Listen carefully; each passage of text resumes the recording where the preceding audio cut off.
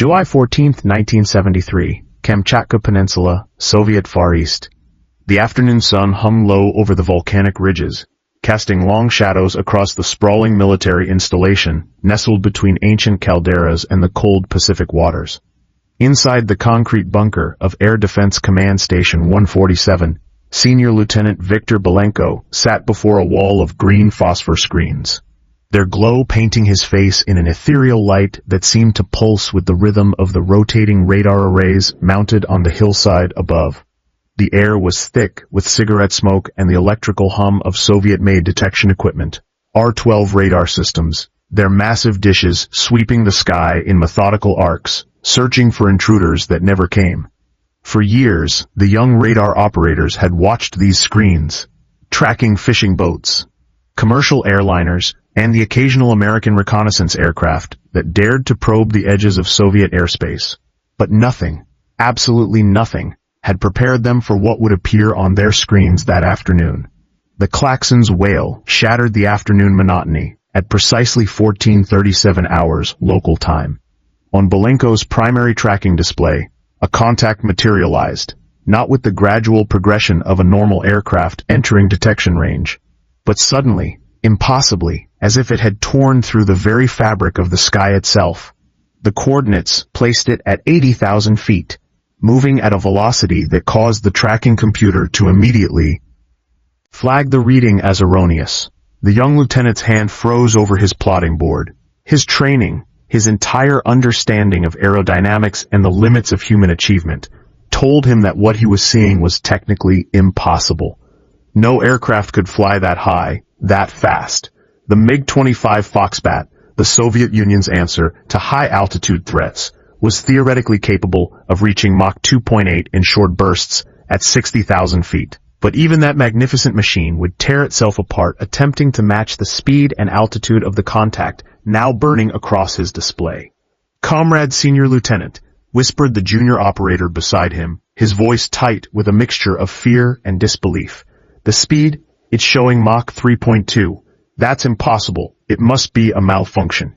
But Viktor Belenko was no longer listening to his subordinate. His eyes were fixed on the radar return, watching as it traced a perfectly straight line across his screen, moving with the inexorable precision of a celestial body, untouchable and absolute in its trajectory. He reached for the red telephone that connected directly to Regional Air Defense Command in Vladivostok, his hand trembling slightly as he lifted the receiver. The words that came from his mouth would set in motion a chain of events that would force the Soviet military establishment to confront a truth they had spent years denying. The Americans had built something that defied every principle of physics they thought they understood. To understand the significance of that July afternoon, one must journey backward through time to the cold corridors of power in both Washington and Moscow, to the drafting tables where dreams took shape in titanium and advanced alloys, and to the ideological battleground where the Cold War was fought not with bullets, but with technological supremacy. The story of the SR-71 Blackbird begins not in the skies over Russia, but in a secret facility in the Nevada desert known simply as the Skunk Works, a name that would become synonymous with aviation innovation and the pushing of aeronautical boundaries beyond what most engineers believed possible. In the spring of 1958, Clarence Kelly Johnson, the legendary aircraft designer whose previous creations had already reshaped military aviation, received a classified directive from the Central Intelligence Agency. The United States needed a reconnaissance aircraft capable of penetrating Soviet airspace at speeds and altitudes that would render it invulnerable to enemy interceptors and surface-to-air missiles. The shoot-down of Francis Gary Powers' U-2 spy plane over Sverdlovsk on May 1, 1960, had demonstrated with brutal clarity that subsonic, high-altitude reconnaissance was no longer viable. The Soviets had developed the SA-2 guideline missile system, and their interceptor aircraft were becoming increasingly capable. What America needed was not merely a better aircraft. It needed a revolutionary leap forward, a machine that would render the very concept of air defense obsolete. Johnson's team began work on what would become the A-12 reconnaissance aircraft and later, its more refined successor, the SR-71. The specifications were staggering. continuous flight at Mach 3+ speeds at altitudes exceeding 80,000 feet. To achieve this, Johnson and his engineers would have to solve problems that had never been solved before. At Mach 3, the air friction would heat the aircraft's skin to temperatures exceeding 600 degrees Fahrenheit. Traditional aluminum airframes would melt like candle wax. The engineers turned to titanium, a metal so difficult to work with that conventional tools would simply shatter against its surface. They had to invent new manufacturing processes, new welding techniques, new ways of thinking about how an aircraft could be built. Even the fuel was revolutionary, a specialized blend designated JP7 that wouldn't ignite under normal circumstances, requiring a chemical injection system just to start the engines. The first A-12 took flight on April 26, 1962, from Groom Lake, Nevada. It was a moment that would have sent shockwaves through the Soviet military establishment, had they known about it. But secrecy surrounded the program like a shroud. The aircraft's very existence was classified at the highest levels.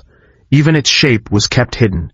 Its distinctive configuration of sharp angles and flowing curves, designed not for aesthetics but for minimizing radar cross-section and managing the tremendous thermal stresses of sustained Mach 3 flight. By the time the SR-71 entered operational service with the United States Air Force in January 1966, it represented the pinnacle of American aerospace achievement, a machine so advanced that its performance envelope would remain unmatched for decades to come. But in Moscow, in the offices of the GRU and the technical intelligence divisions of the Soviet Air Force, the SR-71 was regarded with profound skepticism. Soviet aerospace engineers, brilliant in their own right, had studied the theoretical limitations of sustained high-speed flight. They had built the MiG-25, pushing the boundaries of what could be achieved with steel and brute force.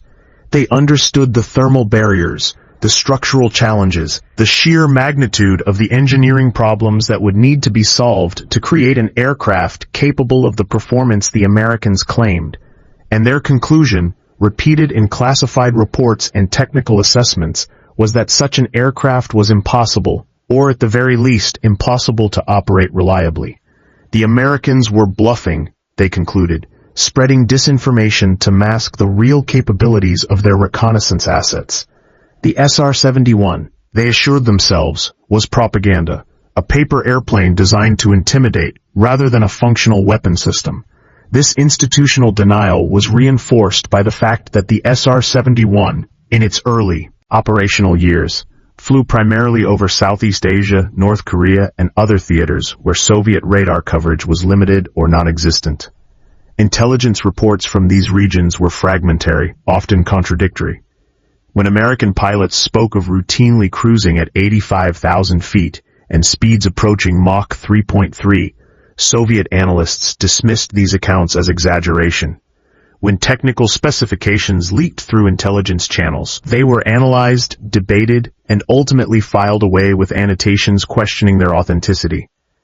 The Soviet military had built its air defense doctrine on the assumption that no aircraft could consistently fly above 70,000 feet at speeds exceeding Mach 2.5 for any significant duration.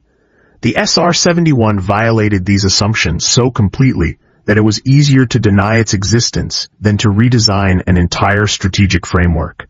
The Soviet Air Defense Network in 1973 was a marvel of Cold War engineering, a vast interlocking system of radar stations, interceptor bases, and surface-to-air missile batteries that stretched from the Arctic Circle to the deserts of Central Asia.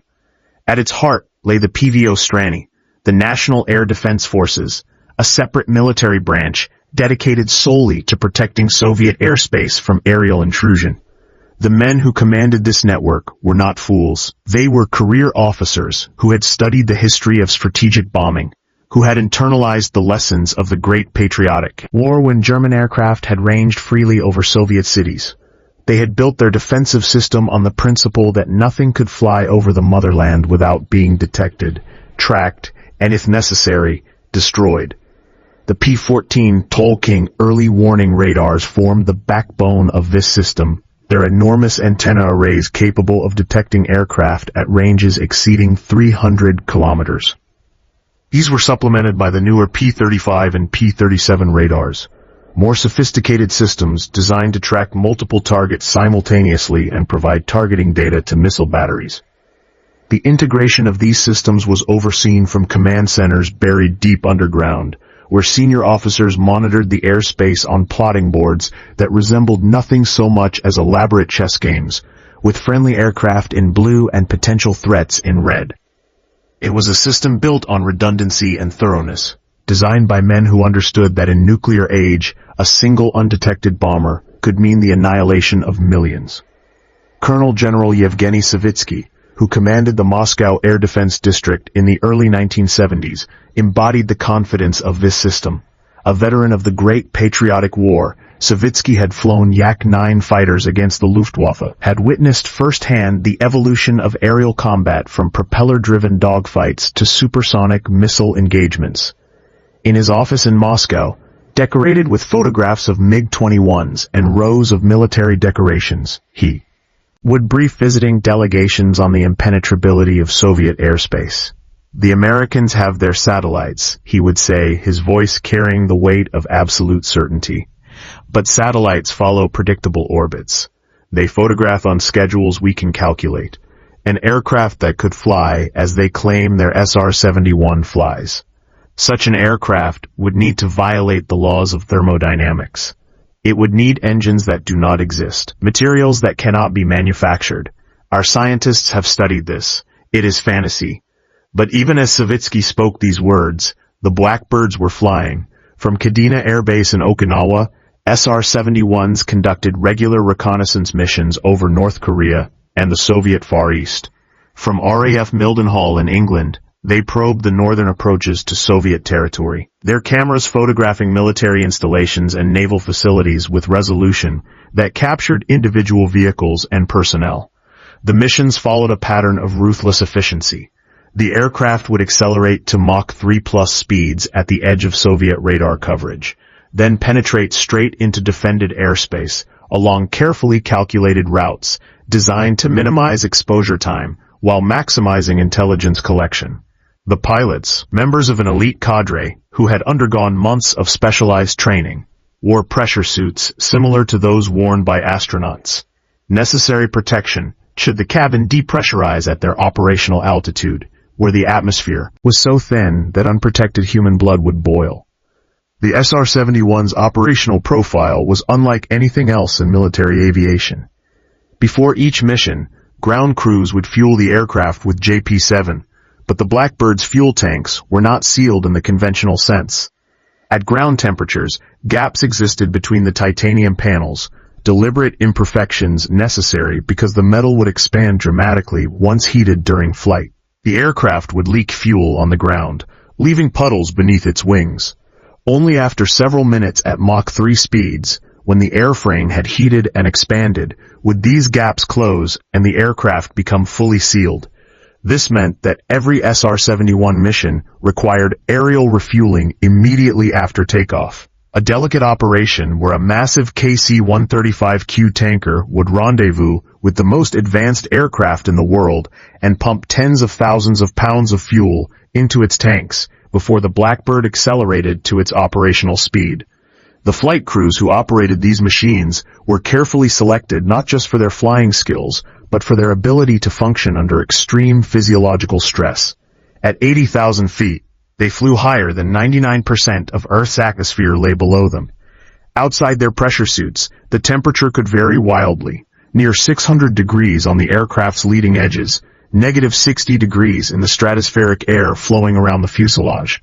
A system failure at this altitude meant certain death. There was no possibility of a controlled descent, no chance for rescue.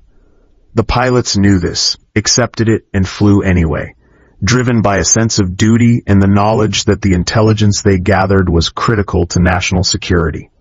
Each mission produced thousands of photographs and electronic intelligence recordings that would be rushed to analysts at the National Reconnaissance Office, where specialists would pore over every frame, cataloging Soviet military capabilities with obsessive precision.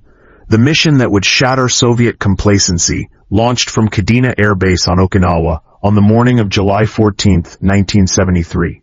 The aircraft, tail number 617980, was assigned to the 9th Strategic Reconnaissance Wing and piloted by Major Thomas Burke, with Captain Gregory Reynolds serving as Reconnaissance Systems Officer. Their mission profile was designated Giant Scale, a deep penetration reconnaissance run that would take them along the Soviet coast from Kamchatka Peninsula to the Kurils, photographing naval installations, submarine bases, and radar facilities that served as the eastern anchor of Soviet air defenses.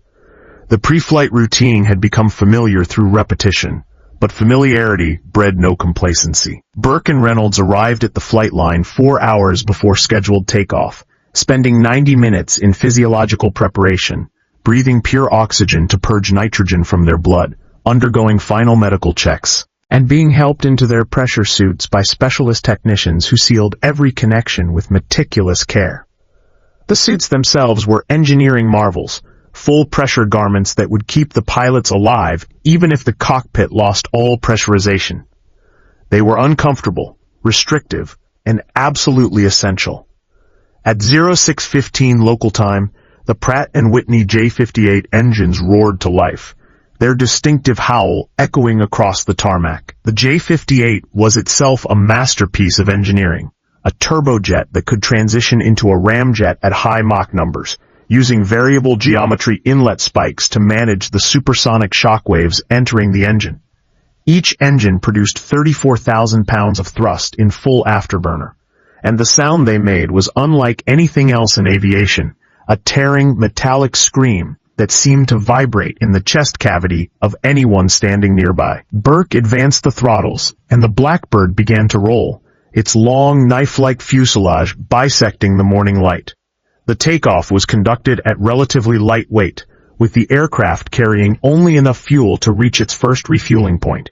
40 minutes later, over the Pacific, Burke rendezvoused with a KC-135Q tanker, the boom operator carefully extending the refueling probe into the receptacle behind the SR-71's cockpit. Fuel flowed at hundreds of gallons per minute, the Blackbird drinking its fill until its tanks were topped off at 80,000 pounds, nearly 11,000 gallons.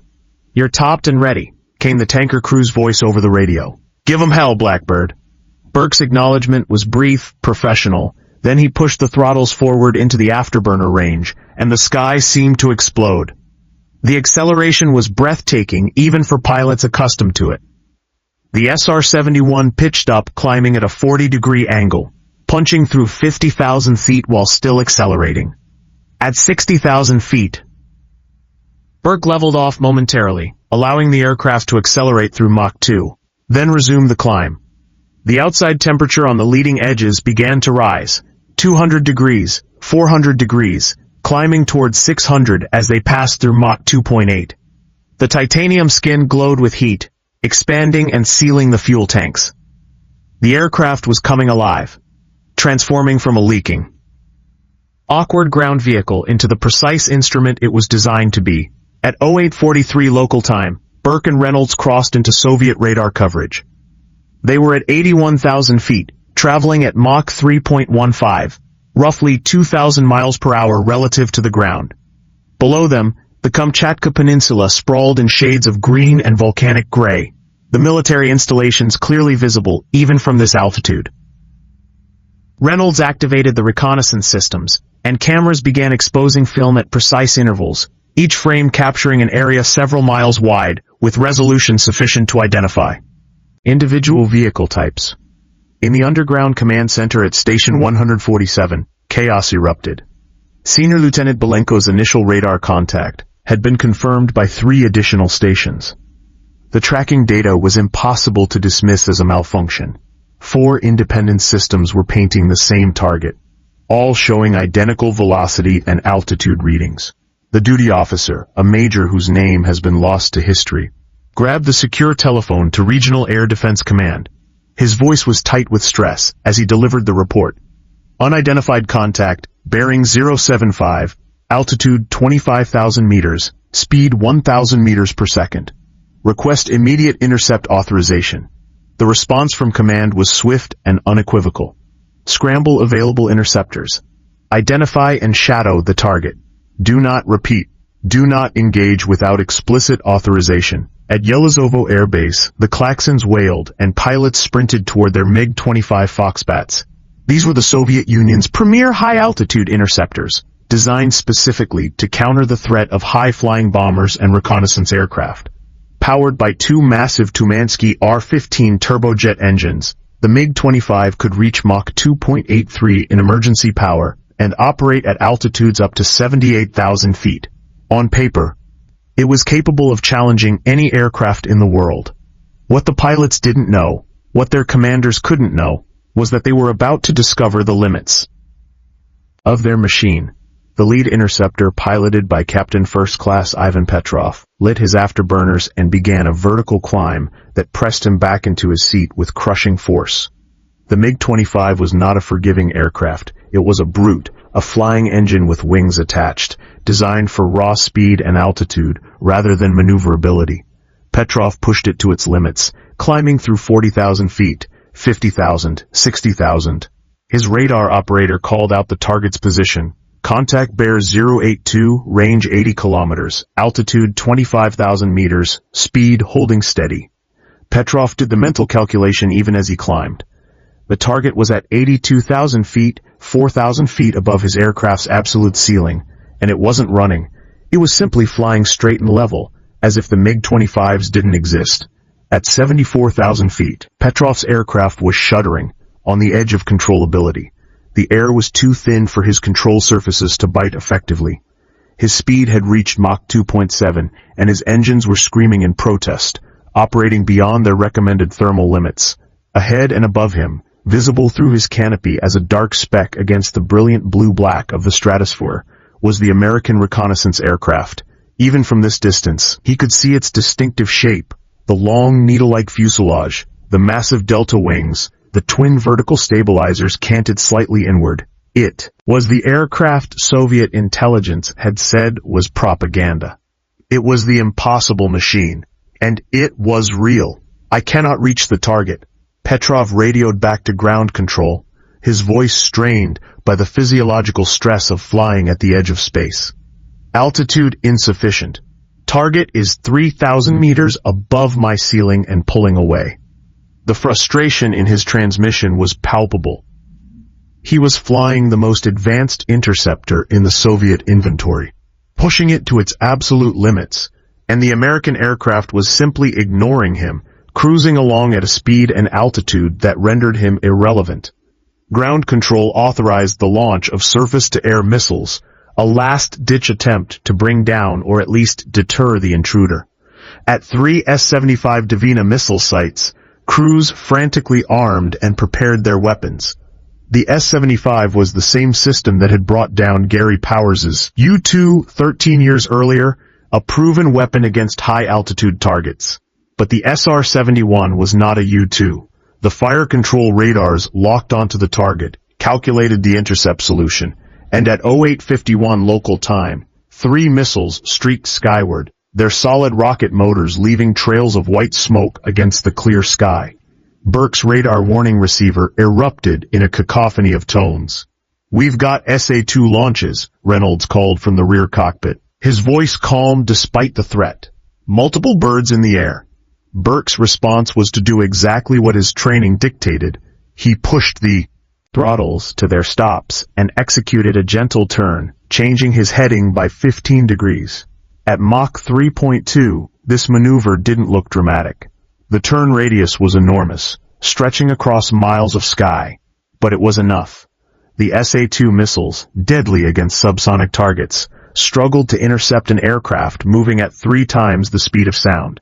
Their guidance systems, designed in an era when Mach 2 was considered the upper limit of aerial velocity, simply couldn't generate the lead angles necessary to hit the SR-71. One by one, the missiles exhausted their fuel and fell away, harmless, their proximity fuses never triggering. "Threat defeated," Reynolds reported. Below them, the Soviet tracking stations continued to paint their aircraft, continued to report its position and velocity to increasingly agitated commanders up the chain of command. But there was nothing more they could do. The SR-71 continued its run, its cameras methodically recording every military installation along the coast, every radar site, every submarine pen.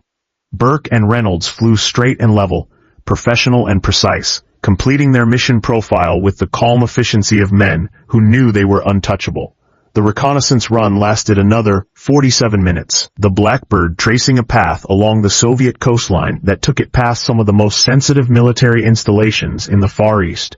When Burke finally turned south, heading back toward international airspace, he had exposed 6,000 feet of film and collected electronic intelligence on every radar emission and radio transmission within a 300-mile radius of his flight path. The mission had been a complete success from an intelligence standpoint, but its true significance would only become apparent in the days and weeks that followed. The reports from Station 147 and the other radar facilities that had tracked the American aircraft reached Moscow within hours. They landed on desks in the Ministry of Defense, the Air Defense Command, and the Technical Intelligence Directorates, with the impact of artillery shells. The data was undeniable. An aircraft had penetrated deep into Soviet airspace, flying at speeds and altitudes that Soviet doctrine had deemed impossible for sustained flight. 4 separate radar systems had tracked it. Interceptor pilots had seen it with their own eyes. Missile launches had failed to bring it down. This was not propaganda. This was not American exaggeration. This was a technological reality that demanded an immediate and comprehensive response. The initial reaction in some quarters was anger. Anger at the intelligence analysts who had dismissed the SR-71's capabilities. Anger at the American audacity in conducting such missions. And perhaps most tellingly, anger at their own inability to counter this threat. But anger quickly gave way to something more productive, a brutal reassessment of Soviet air defense capabilities. Emergency meetings were convened. Engineers who had previously insisted the SR-71's performance was impossible were forced to confront flight data that proved otherwise. The tracking records were analyzed with obsessive attention to detail, every parameter measured and verified. The conclusion was unavoidable. The Americans had achieved a breakthrough in aerospace technology that the Soviet Union had not matched. Colonel General Savitsky, the officer who had so confidently dismissed the SR-71's capabilities, found himself in an uncomfortable position. The evidence was laid out before him in classified briefings, radar plots, pilot reports, tracking data from multiple systems. The American aircraft had flown through the heart of Soviet air defenses with impunity, and there was nothing in the current inventory that could stop it.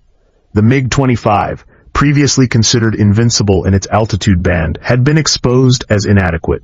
The SA-2 and even the newer SA-3 missile systems were ineffective against a target moving at Mach 3+ speeds at extreme altitude. The entire defensive architecture that had been built up at such tremendous cost was, at least against this particular threat, obsolete. The response would take years to develop, but the July 1973 incursion marked a turning point in Soviet strategic thinking. Development of the MiG-31 interceptor, which would eventually enter service in 1981, was accelerated. This aircraft, with its advanced pulse Doppler radar and long-range R-33 missiles, was specifically designed to counter high-speed, high-altitude threats. New surface-to-air missile systems were prioritized, including the S-200 and later the S-300, with enhanced engagement envelopes capable of targeting faster, higher-flying aircraft. Soviet aerospace engineers began to study the problem of sustained Mach 3 flight with renewed urgency, attempting to reverse-engineer the solutions that Kelly Johnson and his team had found. But perhaps more significant than any specific weapons program was the psychological impact on Soviet military planning. The myth of Soviet air defense invincibility had been shattered. The comfortable assumption that American technology could be dismissed as propaganda had proven dangerously false. In classified reports and internal assessments, a new tone emerged, one of respect, even grudging admiration, for what the Americans had achieved. The SR-71 had demonstrated that in the realm of aerospace engineering, the United States had achieved a clear technological advantage.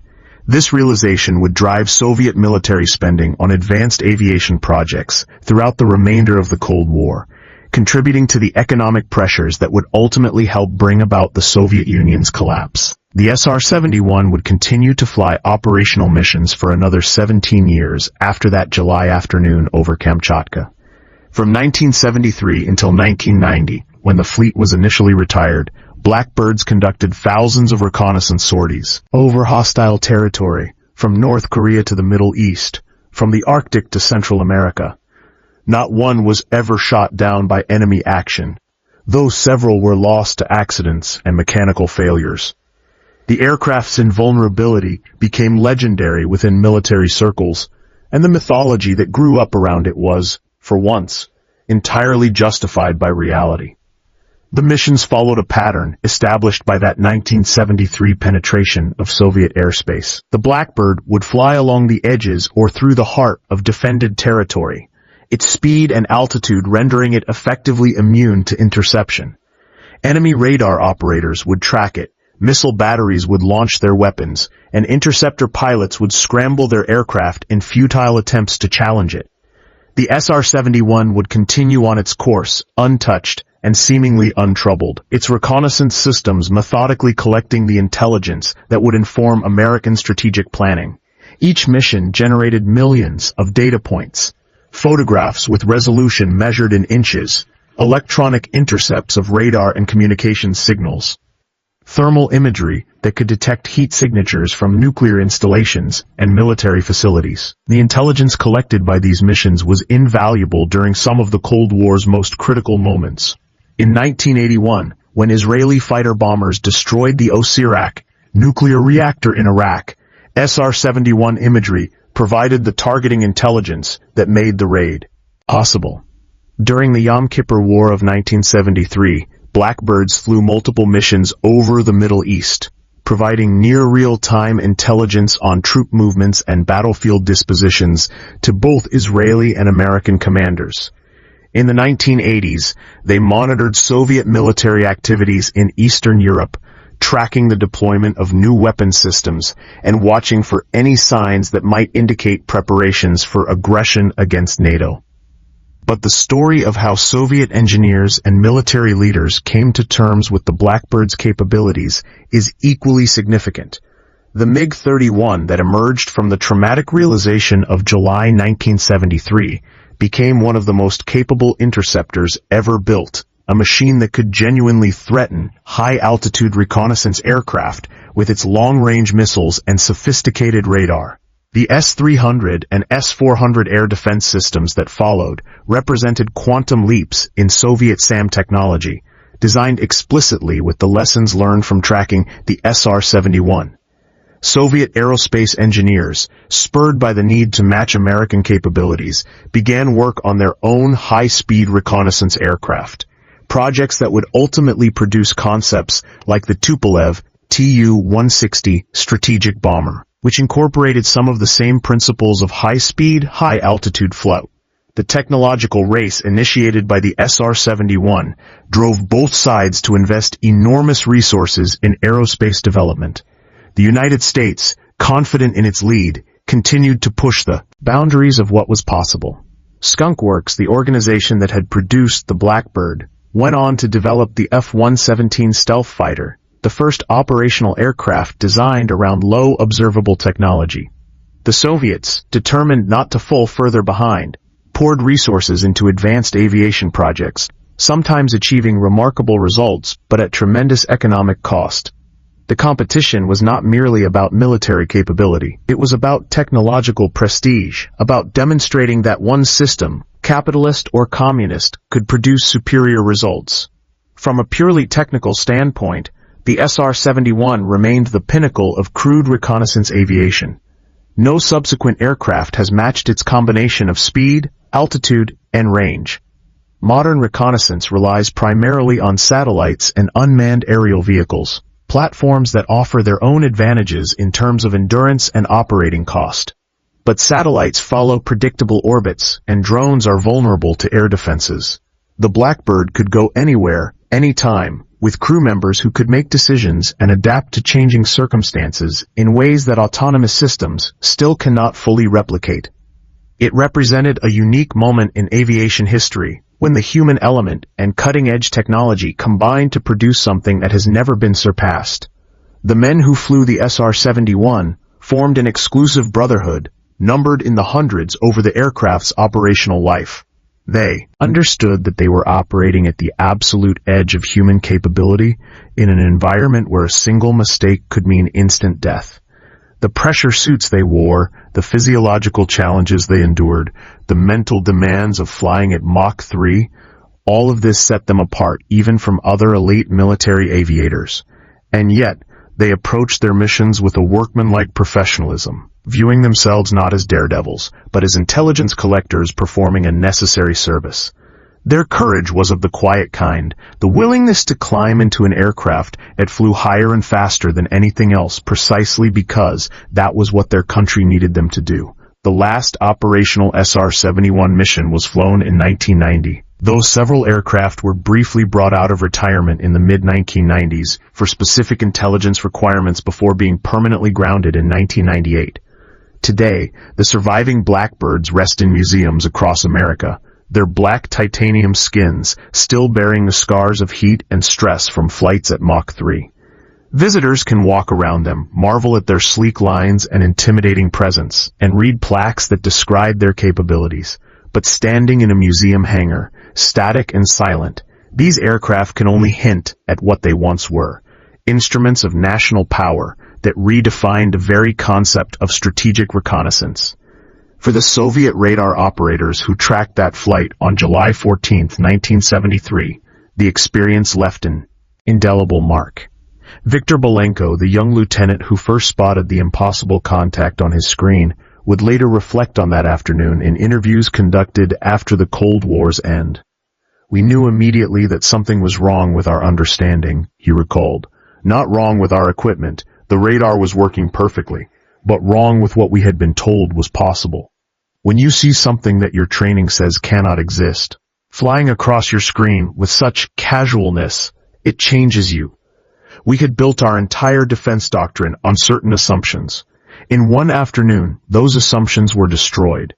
The broader lesson of the SR-71 and the Soviet response to it speaks to the nature of technological competition between rival powers. The United States had invested billions of dollars and countless hours of engineering genius into creating an aircraft that could fly with impunity over enemy territory. The Soviet Union, confronted with undeniable evidence of this achievement, was forced to invest comparable resources in countering the threat. Both sides poured money and talent into an arms race that produced remarkable technological advances but also contributed to economic strains that neither could sustain indefinitely. The SR-71 was a symbol of American technological prowess, but it was also a driver of the military spending that helped bring the Cold War to its ultimate conclusion. Yet there remains something almost poetic about the Blackbird, something that transcends its role as a weapons system or intelligence platform. It represented human ambition in its purest form, the desire to go faster, higher, farther than anyone else. The engineers who designed it, the technicians who maintained it, and the pilots who flew it were all participating in a grand adventure, pushing against the boundaries of what physics and human ingenuity would allow. That the aircraft served a military purpose does not diminish the achievement. If anything, it makes it more remarkable that such a machine could be made reliable enough for operational service, that it could fly hundreds of missions without a single combat loss. On that July afternoon in 1973, when Major Burke and Captain Reynolds turned their Blackbird south and headed back toward international airspace, they left behind more than just exposed film and electronic intelligence recordings. They left behind the shattered remnants of Soviet complacency, the pieces of a doctrine built on the assumption that American capabilities were exaggerated. The radar operators who tracked their aircraft, the interceptor pilots who tried and failed to reach them, the missile crews who launched their weapons in vain, all of them became unwilling witnesses to a truth that would reshape Soviet military thinking for the remainder of the Cold War. The SR-71 has been retired now for more than 2 decades, its missions taken over by satellites and stealth aircraft and drones, but its legacy endures in the museums where it rests, in the memories of those who built and flew it, and in the history books that record its achievements. It stands as a testament to what can be accomplished when brilliant minds are given a seemingly impossible challenge and the resources to solve it. It reminds us that the Cold War, for all its dangers and tensions, was also an era of extraordinary technological innovation, when the competition between two superpowers drove advances that would have seemed like science fiction only decades before. And somewhere in the archives of Russian military history, gathering dust in a file cabinet in a Moscow basement, there is a report dated July 15, 1973, that begins with these words. On the afternoon of July 14th, an American reconnaissance aircraft penetrated Soviet airspace over Kamchatka Peninsula at speeds and altitudes previously considered impossible for sustained flight. The aircraft, identified as type SR-71, demonstrated capabilities that require immediate reassessment of our air defense doctrine. That report, dry and bureaucratic in its language, marked the end of one era and the beginning of another. The moment when Soviet engineers stopped claiming the Blackbird was a myth and started trying to figure out how to counter it. In the end, they never truly succeeded. The SR-71 flew where it wanted, when it wanted, untouchable in the thin air of the stratosphere, a ghost that haunted Soviet radar screens until the day it was made. Finally retired, and in that untouchability lies its most enduring legacy, proof that sometimes, just sometimes, a machine can be built that lives up to the wildest dreams of those who imagine it.